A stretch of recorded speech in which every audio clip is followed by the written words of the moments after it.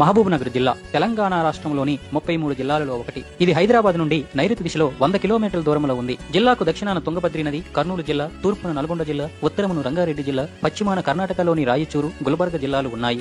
ఈశాన్య దిశలో హైదరాబాద్ జిల్లా ఉంది. ఉత్తరప్రదేశ్ గవర్నర్ గా పనిచేసిన బి సత్యనారాయణ రెడ్డి ఈ జిల్లాలోనే జన్మించారు. విస్తీర్ణం దృష్ట్యా చూసిన మండలాల సంఖ్యలోను ఈ జిల్లా తెలంగాణ రాష్ట్రంలో మొదటి స్థానంలో ఉంది. కృష్ణ మరియు తుంగభద్రి నదులు ఈ జిల్లాలోనే ప్రవేశిస్తాయి. దక్షిణ కాశీగా పేరుగాంచిన ఆలంపూర్, అలాగే మన్యంకొండ, కురుమూర్తి, మల్దకల్ శ్రీ స్వయంభూ, లక్ష్మీ వెంకటేశ్వర స్వామి దేవస్థానం, ఊర్కొండపేట, శ్రీ రంగాపూర్ లాంటి పుణ్యక్షేత్రాలు, పిల్లలమర్రి, బీచుపల్లి, వరహాబాద్ లాంటి పర్యాటక ప్రదేశాలు, జోరాల, కోయిలకొండ కోయిల్ సాగర్, ఆర్టీఎస్ లాంటి ప్రాజెక్టులతో పాటు సైఫర్ సిస్టమ్ తో కట్టబడిన ఆసియాలోని తొలి ప్రాజెక్ట్ అయినటువంటి సరళ సాగర్లు ఈ జిల్లాలో ఉన్నాయి.